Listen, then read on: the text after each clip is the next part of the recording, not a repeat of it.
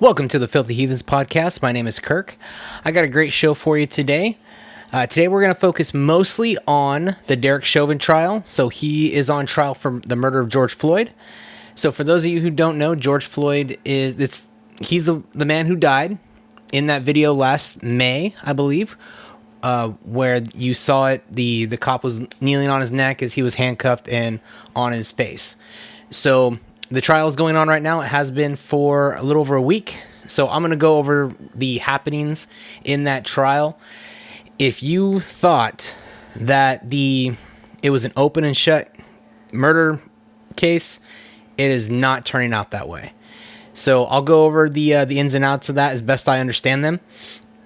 I'll also go over a new shooting incident that happened recently in the same area. It's in a suburb of Minneapolis, basically in the same area. So there have been some riots that have happened because of that.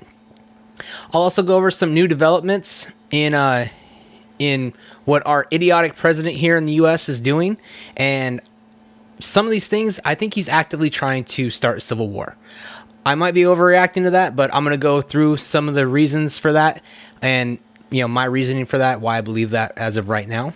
And I will go over some bombshell news that just got dropped, some actual investigative journalism proving that CNN is, as Donald Trump said, fake news. They are 100% fake news, and they have been for at least the last 5 years. So we'll go over some of that as well. But let's go ahead and get started. We're going to start now with the Derek Chauvin trial.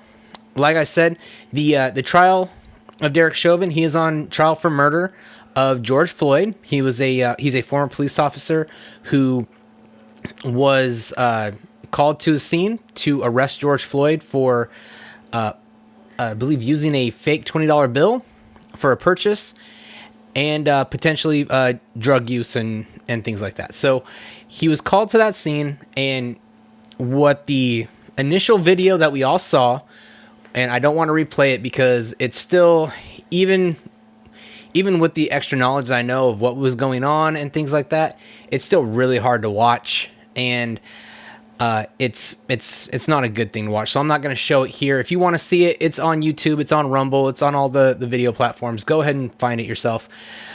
But we'll go over the what's going on in the trial. Right now, the trial is not going well for the prosecution. Okay?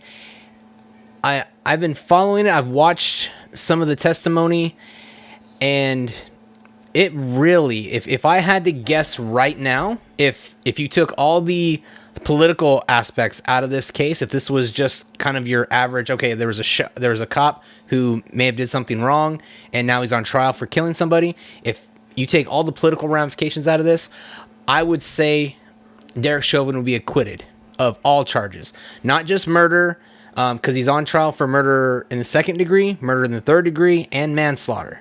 So all those charges are up for discussion. If I had to guess right now, if you took the politics out of it, he would be cleared of all charges as it sits right now. Considering the politics, I think what is going to happen, I will put a bet that he's going to be convicted of manslaughter. He's not going to get more than 10 years. And that's really going to be about it. So let me go over some of the testimony here. It, like I said, has not been going well for the prosecution. And I believe it was day 7, because I'm looking here at Legal Insurrection. They've been a great source of information on this trial. Because if you just Google Derek Chauvin or George Floyd trial, anything like that, you're getting a lot of stuff that is not happening. So what you're seeing on the in the news, like if you just do a Google search, and what is actually happening in the courtroom, those are not the same things. They are like almost polar opposites. That is not what the jury is seeing. And so if you're only just reading the headline, state witness says George Floyd was killed by asphyxiation. That may be true, but they're not giving you the other side of that. So Legal Insurrection has actually gone through and said, well, if put themselves in the place of a juror, and these are lawyers that actually write up this column. So it's they've done a great job on this. So I've been using them mostly as my source for what's going on in the trial when I can't watch other parts of the trial. So let's start with this. So the state called in a lot of experts. So the main one was their use of force trainers. The Minneapolis Police Department, Johnny Mercil, I believe his name is, and he's the use of force trainer for the city of Minneapolis Police Department. Well, things did not go well for a lot of the testimony when the state called their witnesses. It wasn't good. So let's just start from here. So Nelson began by asking questions related to Mercil's time as a street cop, and I believe Nelson is Derek Chauvin's his attorney. So he began by asking questions about Mercil's time as a street cop, with a particular emphasis on tendencies of suspects being subject to arrest to come up with all kinds of nonsense about why they shouldn't be arrested that day. So he would ask him, "It's a dangerous job being a police officer." Yes. People are generally unhappy about being arrested. Very rarely are people happy to be arrested, is something Mercil said. Do suspects frequently engage in a wide variety of behavior to avoid arrest, including fighting, arguing, making excuses? Yes, they do, answered Mercil. So this happens across the board.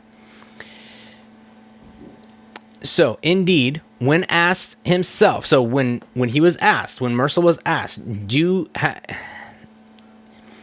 have you ever disbelieved a suspect's claim of medical emergency as an apparent effort to avoid arrest? Mercil answered that he personally has done so. So, in other words, he has had people when he's arresting somebody tell them, "Oh, I don't feel good. Oh, my arm hurts. Oh, this, that, the other." He's had all that happen to him. Now, here's the thing.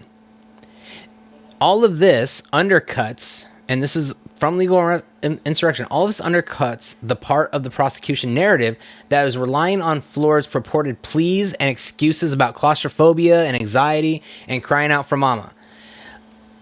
Now, that could have all been real. He might have been doing that, but a reasonable officer would have said this is just a way for him to try to get out of being arrested. So that's something that cops have to deal with every day, especially if you're in a bigger city. So in the U.S., a lot of bigger cities, you're going to have more arrests because you have more people crammed in together. They tend to not like each other after a while. So you're going to have this. And cops have to listen to this every day. Hey, you're under arrest. You broke the law. I got to take you in. And there's always some excuse. And there's always something. So a reasonable officer would have been, oh, okay, well, he's probably just trying to get out of being arrested because, we have to arrest him. So there is that. Now, the defense attorney Nelson also once again put the use of pressure and body weight techniques in a favorable light. So basically, here's what happened is we all saw the video. We saw George Floyd face down with his hands behind his back with a grown man's knee on the back of his neck. That's what we saw. During this conversation, the state was obviously trying to keep that focus on there, like, hey, his knee on his neck is bad. And that's what led to him asphyxiating and dying. However, the use of pressure and body weight to restrain a suspect was adopted by the Minneapolis Police Department because it was a lesser intensity of force than the prior practice of using strikes, either barehanded or with batons or even with weighted gloves, to compel compliance. Mercil actually agreed with that. So what we have here is that knee on the neck was actually being taught to Minneapolis police officers on how to restrain people that they were arresting, because it was a lesser option. It was a lesser use of force than what they were doing before, which is beating the shit out of people. So this is basically the prosecution's own witness said this is fine. This is actually a lesser form of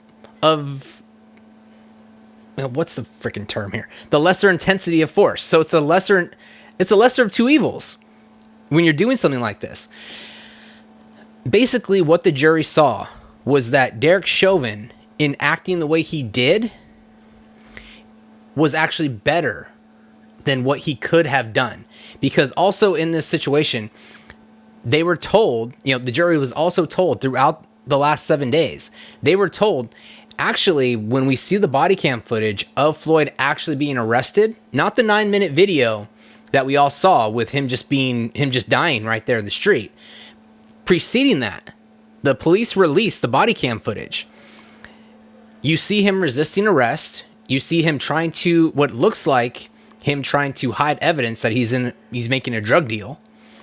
So, based on the circumstances, the state had a witness tell the jury that technically they could have tased him. They could have just tased George Floyd, and that would have been perfectly fine. So, this trial is not going well, and I mean, there are conspiracy theorists online. This is how bad the actual state's evidence is going. They actually have conspiracy theories online saying that they think the state is actively trying to lose this case. And there's several different reasons. I don't know, with our system of criminal justice, prosecutors don't want to lose. I don't think that's the case here. There's a certain level of ego that they have to take into themselves. But what I'm seeing here is, if you're going with the conspiracy theory, they're making the case that, hey, they probably want to lose because if they send Derek Chauvin to jail for doing what he was trained to do, and that's what it looks like was going on here, if they're going to send him to jail, they might have a whole bunch of officers either transfer to some other state or some other city, some other town, or you might have a whole bunch of them just retire if they're close enough to retirement age, and you might have a bunch of cops just quit and say, no, you know what, I'm gonna go pursue other endeavors. So I think that's one conspiracy theory. The other conspiracy theory is that if they are trying to lose this case, it's because they think they can get more funding for their police departments, because they did the whole defund the police in Minneapolis, and their murder rates have shot up, unsurprisingly. But they think they can get some of that funding from the federal government back, or at least in the short term, get some National Guard presence more permanent in their city, while they train new police officers to come in and do the job, because there's going to be rioting. No matter what happens, there's going to be rioting. That's my prediction on this one here. So this has not gone well. I mean, the prosecution's witness, even they had a witness try to say that it was a blood choke. A knee to the neck is not a blood choke. All right. I mean, I've competed in jiu-jitsu tournaments before. A blood choke requires both the carotid arteries to be cut off. I think anybody if you've watched a UFC or Bellator fight, if you watch any MMA fights, when somebody gets the whole rear naked choke, which is basically a sleeper hold for the WWE fans out there, the sleeper hold, you have your bicep on one side, you have your forearm on the other side, you're squeezing that together, and it's mostly a blood choke. It's cutting off blood supply to your brain. Now, that'll make you pass out, depending on your size and how strong the person is. Maybe not how strong, but just how tight the hold is. You could be out in 5 seconds. You could be out in 10 seconds. 10 seconds is about right. And eventually it does cut off your ability to breathe too. So that is not a blood choke, putting your neck on the back, or putting your knee on the back of the neck. Also, putting the knee on the back of the neck is, well, they did have here's the things. They had a witness come in and say, well, actually, based on what I can see on this video, he probably had it on his neck a little bit of the time, but also he probably had it mostly like on his shoulder. So kind of across his shoulder blade. So it looks like Shovin, based on the videos, is moving around. So based on some extra video we have, he's moving around. So it's on his neck a little bit. It's on his shoulder a different time. It's moved back to his neck. So there's a lot of things in play here that are just not adding up properly for the prosecution. There are other things going on here as well. For example, some additional factors that a reasonable officer would take into account when deciding how much force to apply is the disparity in size. So, okay, back when I was in decent shape, I'm about 5'7", and when I was in good shape, I was probably about 10% body fat, so I was about 145 pounds. So that's when I was running half marathons, and really I worked at a gym, so I had free gym membership all the time, so I just work out after work. Before I got married, so I didn't have a girlfriend or anybody to say, hey, come home, so I just stayed at work. He's basically my size. Derek Shovin, apparently at the time of the arrest, he's 5'9", 140 pounds. He is a tiny, tiny person. Okay, he's skinny. He's a skinny dude. George Floyd is 6'6", over 230 pounds. So that is, you have to take that into account too, the amount of force that you're willing to apply. You're talking about a very small person compared to a very large person. So that's something that got to be taken into effect. There are other things, like I said earlier, one of the people said, no, he could have actually tased him. He did not tase him. He was trying to find a lesser form of, not punishment, but an easier way, something that did less damage to Floyd. So you have to remember, all this stuff is coming out, and this is the prosecution's, they're the ones trying to make the case. This guy should go to jail for murder. And they are not making that case whatsoever. It has been awful. Every single time they send somebody to the stand to testify, that person comes out and makes the point, so they can get the headline that says, yeah, our expert said that George Floyd was murdered. Well, the news media is not reporting the other half of that, which is the defense coming up and saying, well, okay, great. That's all well and good, but what about this? And then that same witness basically backing up the entire defense's case. So you are not seeing that. What you are seeing is the media basically setting up the whole, if it bleeds, it leads. Because I believe that the mainstream media, I will throw CNN, obviously, New York Times, obviously, I believe Fox News as well. I believe all of these big corporate media outlets, they want more riots. They want more riots. And I think they're going to get them based on how this is going. Now, it doesn't stop here. The defense is actually had their, I believe this is their first day. It was either yesterday or today was the defense's first day to start their case. So basically, after dismantling the prosecution's case all last week, they came in today to make their case.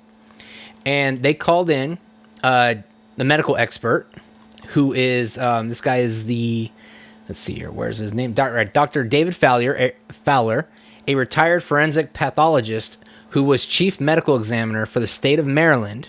And he testified in his opinion, the manner of Floyd's death should be classified as undetermined rather than homicide. So remember, when they put down homicide, what it means is that a person killed another person. So it could be for whatever reason. It could be, it could be completely legit. He could have been fearing for his life. Somebody's pointing a gun at him and he shot back and killed him. Completely legit, completely cool. That would still be put down as a homicide. A person killed another person. What Fowler is saying is that, no, this should have been listed as undetermined. The reason why he's saying that is that, well, and I'll just read here. So, in my opinion, Mr. Floyd had a sudden cardiac arrhythmia due to his, I don't know how to pronounce that, and hypertensive heart disease during his restraint and subdual by the police. So, he believes that George Floyd had a heart attack while he was being restrained. So that kind of sounds like it backs up the prosecution's claim, like, hey, this guy acted negligently and that's what led to George Floyd's death. Here's the problem. In Fowler's determination, fentanyl and methamphetamine contributed to Floyd's death. He also said that there is exposure to vehicle exhaust, so potentially carbon monoxide poisoning, or at least an effect from increased carbon monoxide in his bloodstream. The witness said he did not believe carbon monoxide from the squad car's exhaust caused Floyd's death, but it was a potential contributing factor. So, you have all these different things. What we know about George Floyd is that he had a lethal dose of fentanyl in his system. So I believe it was 3 times the lethal dose of fentanyl in his system. He also had methamphetamine in his system. So that's 2 drugs right there that he was on at the time. If I remember correctly, I don't have the toxicology report or the everything, but he also had COVID. He had tested positive for COVID. So that's another thing that affects your lungs and your ability to breathe. So I don't know how that factored in, but since it hasn't been brought up during any of this, I guess COVID didn't really have any effect on George Floyd. So what we know here is that there were a whole bunch of other contributing factors that led to his death other than a knee on the neck. So it is not looking good for the prosecution, for the state. And to top it all off, this happened last week as well. So when George Floyd got arrested, there was another guy in the car with him, or another guy out there with him. His name was Maurice Hall. So he came out and he did all of these press conferences right after this. I'm going to be George Floyd's mouthpiece. I'm going to be his voice. Well, he is now no longer going to testify. And he said if he was brought to the stand, he would plead the fifth. The reason that is because Maurice Hall was George Floyd's drug dealer. It is highly likely that Maurice Hall gave George Floyd the drugs that were in his system that day. My understanding of Minnesota murder law, Maurice Hall could be arrested and tried for murder in the 3rd degree of George Floyd. So that tops it all off right there. This has not been going well for the prosecution in this.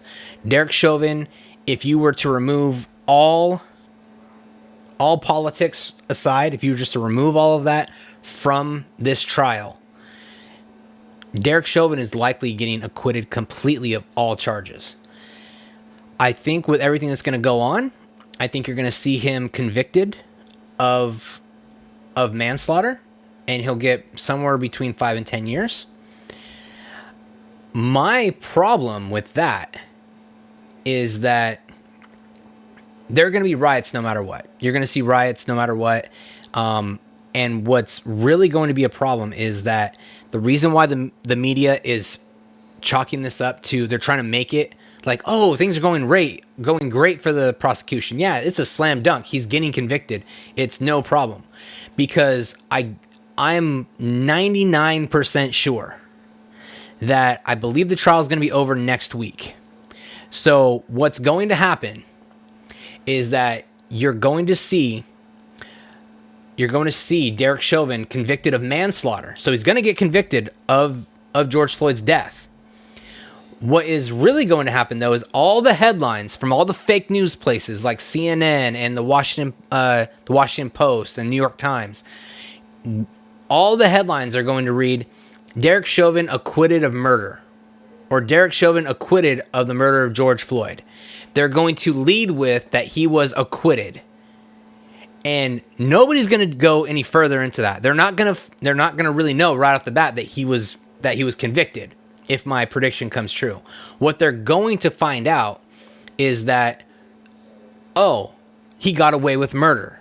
And that's all anybody with half a brain, which most people who watch CNN and get their news from New York Times and Washington Post. They only have half a brain.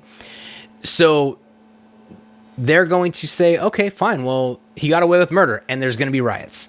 Now, I think there's going to be riots no matter what. I think you could have convicted him of murder too. You can convict him of murder too, and there'll still be rioting. And I mean, you're seeing it right now that, unfortunately, we had another shooting in the same area. So in the same general area. So in a suburb of Minneapolis in St. Paul, there is a town called Brooklyn Park. And there was a 20-year-old man. I believe his name is Dante Wright. He was shot dead by a police officer. I don't know a lot about the details here because it seems like they're all over the place. So I don't want to get too much into this. But what it sounds like happened is that Dante Wright had expired tags. And if your registration is expired on your car, you can be pulled over for that. I know because I have been pulled over for that. He apparently had a warrant for his arrest as well. I don't know if the police officers knew that at that time. For, I believe it was aggravated battery. Again, I don't want to get too much into that. I know it's something violent. It was a violent offense. It was some sort of violence.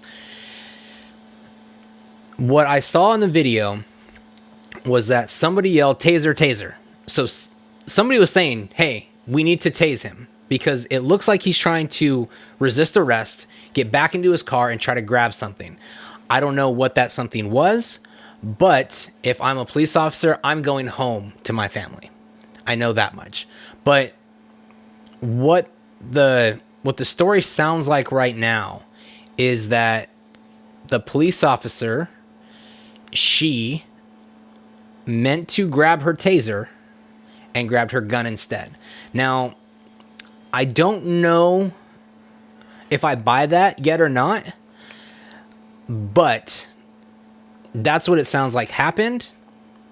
And she has resigned, and she also has been arrested and charged with manslaughter. So that's going to happen as well.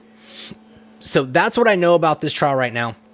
And this is something that there's something wrong with how they're training cops there, apparently, because I don't know what the issue is here, but I don't know how you mistake your taser for a gun or your gun for a taser. I don't know how that happens. So again, just like I did mostly for the George Floyd trial and all the George Floyd incident, I was waiting for a lot of information to come in. I'm going to keep waiting for information to come in on this. What I know for sure is that you're going to see riots at the end of this George Floyd trial, and they're going to bleed into the trial of this police officer who killed Dante Wright. So I think you're going to see Minneapolis. If you live in Minneapolis or St. Paul, it's time to go. You need to get out of there. It's not going well. And if you do plan to stay, now is the time for you to, if you're afraid of guns, now's the time to go get one. Because if you're planning to defend your property, you might have to do so the old-fashioned way. So now that leads me into the next story here.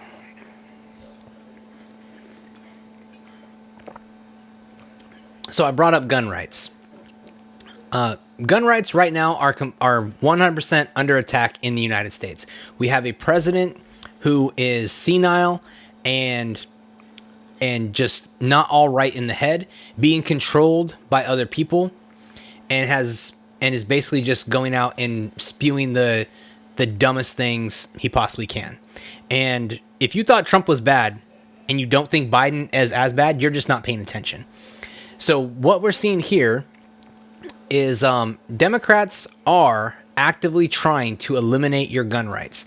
And anybody who's studied history at all, the first thing anybody who is trying to take control, absolute power, the first thing they do is try to eliminate your ability to defend yourself.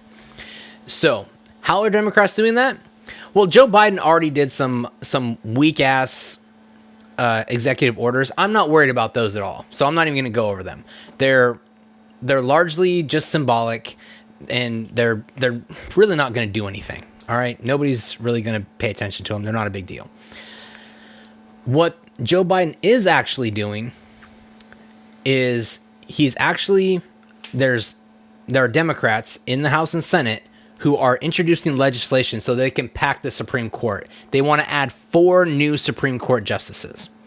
Basically what that means is that right now we have 9. And I believe we've had 9 for at least, I want to say at least 50. I know it's at least 50 years. I believe it might be over a century. So I think it might have been since coming out of the Civil War, somewhere around there. I'll have to look back on my history on that one. But he's trying to add 4 new Supreme Court justices. So this is what Democrats do when they lose an election back in 2016 and they can't handle the fact that Trump got lucky enough to be able to appoint 3 Supreme Court justices. And so now we essentially have 6 Republican appointees to 3 Democrat appointees. But Chief Justice John Roberts might as well have been a Democrat appointee. He votes with them anyway because he's I've said it before on previous podcasts. If the U.S. has a civil war in this country, I will blame one person and one person above all else, and that will be Chief Justice John Roberts. If we have a second civil war and it goes hot, I will blame Chief Justice John Roberts 100%. He's at the top of the list for who to blame, 100%. So they're trying to pack the Supreme Court. So which means that even though nobody resigns from the Supreme Court, even though nobody dies or leaves, whatever the case may be, Joe Biden's just going to get to appoint 4 people to the Supreme Court. And those are lifetime appointments. So now you're saying, well, what does this have to do with gun rights? Well, if you look back at the 2008 decision that finally and rightfully enshrined the private use to own firearms as a personal right of the people, if you look back at that decision, it was decided by a 5-4 majority court. There were 4 Supreme Court justices at the time who said you do not have a right to own a firearm, even though it says specifically in the Constitution that you do. So these are 4 justices that also said that abortion is a constitutional right, even though abortion is not mentioned in the Constitution anywhere. So what they're basically trying to do is, those are the 2 situations, those are the 2 issues that Democrats care about the most. They want to take your guns away, and they want to make sure that you can put no limitations on abortion whatsoever. Adding 4 crazy new Supreme Court justices, which is what Joe Biden will appoint, well, he won't appoint them. It'll probably be someone else who decides who's going to be picked, and it'll be some extra crazy people.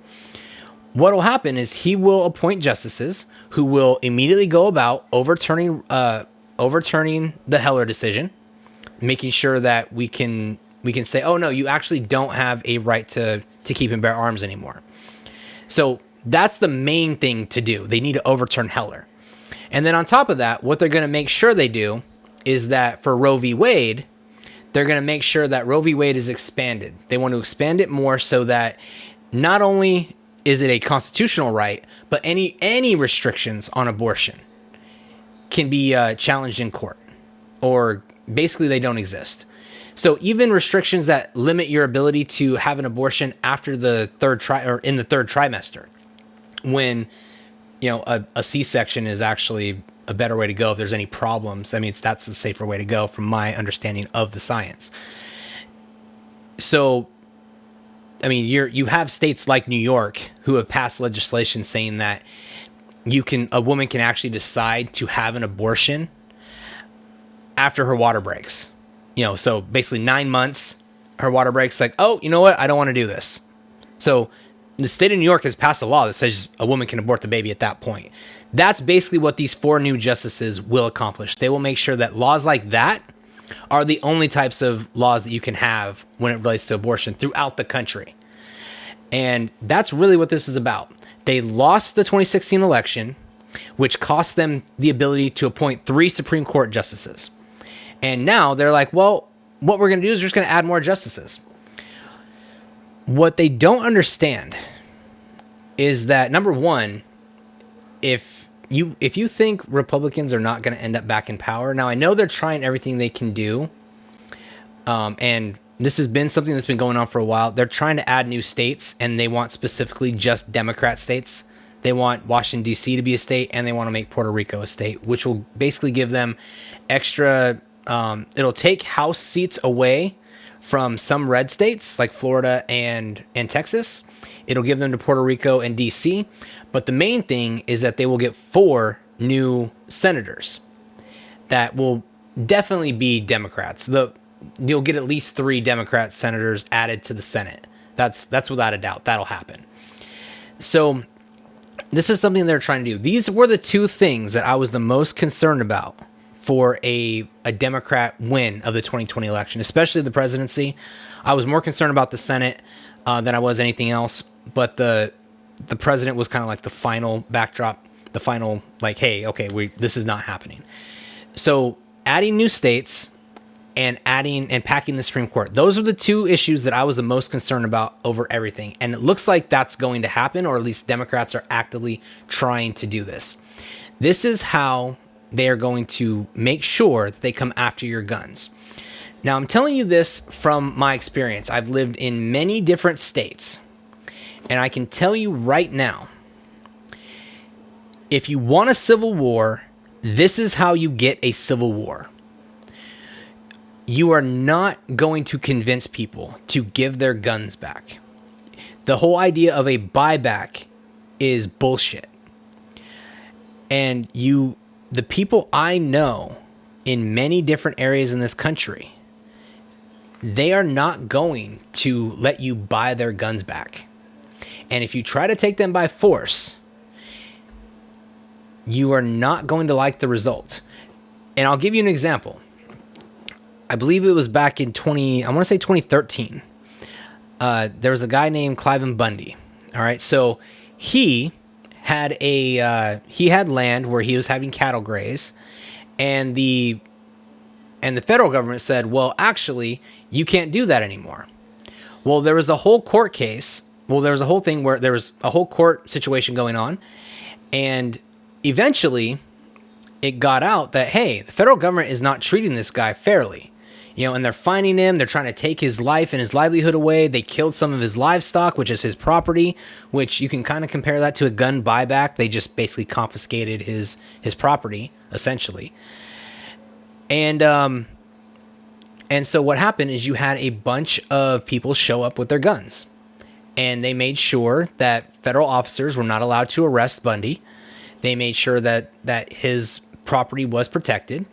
And as it turns out, years later, I believe this went all the way to the Supreme Court, or wherever it went to finally, where it ended, the court decided that Clive Bundy was correct, that he actually was in the right during the whole thing. The government was wrong.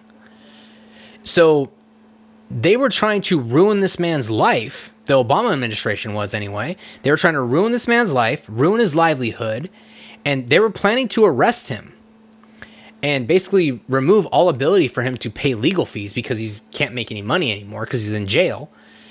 And so they were planning to do all that. And as it turns out, because you had a large group of citizens show up and make the risk of bloodshed so high that the federal government backed off and said, okay, we'll let the court proceedings go. And eventually it turned out that he was right. So if you think that this is going to be okay on a national scale, when we're talking about one guy who just had some cattle grazing, he got over 100 people to show up with guns to basically tell the FBI, get the fuck out of here. If you think that's going to work on a national scale, that is not going to happen.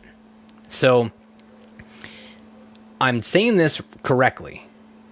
If you think that this has a happy ending, you haven't been paying attention. And yes, I did quote Ramsay Bolton from Game of Thrones. I know that's not exactly the best thing, but it's absolutely true. This is not a path that you should be rooting for, because this is going to lead to a lot more division, a lot more turmoil in the streets, And if you think that people won't die rather than give up their guns, you are sadly mistaken. So, now that I've covered the fun parts, the parts that are really high energy and so much happiness, let's go over what we already know. CNN is fake news. So, Project Veritas, they just keep dropping so many just great stories, and the reason why they're not getting more traction is because they're all about lately they've been all about the corporate media and how corrupt they are. So we know now, I mean, we've always known CNN's fake news. So now we have it on video. We have a technical director at CNN, Charlie Chester, who basically admits that, among other things, that CNN is nothing but propaganda, and that their whole goal for the last 5 years was to get Trump either not make sure he didn't get elected or removed from office. And he was bragging about this. Apparently the girl that got the video of him saying all this stuff, they went on a date. So he was on a date doing all this and saying, some crazy things. So let me just give you some highlights here. So what we did, CNN got Trump out. I'm 100% going to say it, and I 100% believe that if it wasn't for CNN, I don't know that Trump would have got voted out. I came to CNN because I wanted to be part of that. This guy basically admits, well, he absolutely admits, that the main reason he wanted to come to CNN because he wanted to be a part of getting rid of Trump, and he knew CNN was on board with that. I think I want to find the main one. It just popped up earlier, but basically he also admitted that he would get a call from the head of CNN saying, "Hey, why aren't the COVID death numbers up? Why aren't they on the screen? Get those COVID death numbers on the screen." Basically, he's being told by the president of CNN, we need to make sure that we're highlighting how many dead people there are from COVID. We need to make sure that everybody knows that people are dying from COVID, and the higher the better, basically. That is going on here. And it's it's pretty sad. I mean, you can see here Project Veritas has the video here. I'll go ahead and play this for you so you can see it. I think we got him through this term. We would always show shots of him jogging, him in aviator shades, and like you paint him as a young geriatric. We were creating a story there that we didn't know anything about. So that's I think that's propaganda. Look what we did. We got Trump out. I am 100% going to say it, and I 100% believe it, that if it wasn't for CNN, I don't know that Trump would have got voted out. Our focus was to get Trump out of office, right? Without saying it, that's what it was, right? So our next thing is going to be for climate change awareness. Do you think it's going to be just like a lot of fear, like climate? Yeah, fear sells. Fear sells. No one ever says those things out loud, but it's obvious. And what is it you do? Technical director, it's one step down from director. It's going to be our focus. Our focus was to get Trump out of office. Without saying it, that's what it was. Trump his hand was shaking or whatever, and he was losing it. He's unfit. We were creating a story there. So that's I think that's propaganda. So I'm standing here at 30 Hudson Yards, Warner. So if you want to see the rest of that video, there's a lot more in there. I think and I don't have the video lined up here because it just dropped right before I started filming. So, or at least I only saw it right before I started filming. The main thing that got me was the COVID deaths thing. They were actively trying to make sure that you were afraid of COVID. And I've said this in previous podcasts. COVID is the only reason why Joe Biden is president of the United States. If it was not for COVID, Donald Trump not only would have won, I believe it would have been a landslide. I can go back and look at some of the states that were so close. Every close state would have gone to Trump. Pennsylvania, Michigan, Wisconsin, I believe even Minnesota, Georgia, Arizona, Nevada. Every state would have gone to Trump if it was not for COVID. The economy was booming. We had just done great trade deals with both Canada, Mexico, and China. We had also, during 2020, there were a whole bunch of peace deals lined up between Middle East peace deals between Israel and various nations. They all got signed under Trump, and those got signed right before the election. Trump would have won a landslide easily. But COVID is what killed Trump's presidency. Here's proof that that's all CNN was trying to do for the last year, is they were trying to kill Trump's presidency, and they did it by making sure that you saw every single death and try to make sure they spread fear and as much disinformation as they could to make sure that it all went back onto Trump so that he would be voted out of office. That's what CNN did, and we have proof of it now from one of their own technical directors. And if you want to see the rest of the video, I do recommend Project Veritas.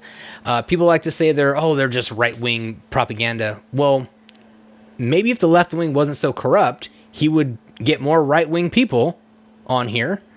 But he doesn't find right-wing corruption because no one's trying. He's even admitted, I tried to get into right-wing, I tried to get into Fox News, and no one's willing to do it in Fox News. No one's willing. We can't get anybody into Fox News, and when we do get somebody, there's nothing there.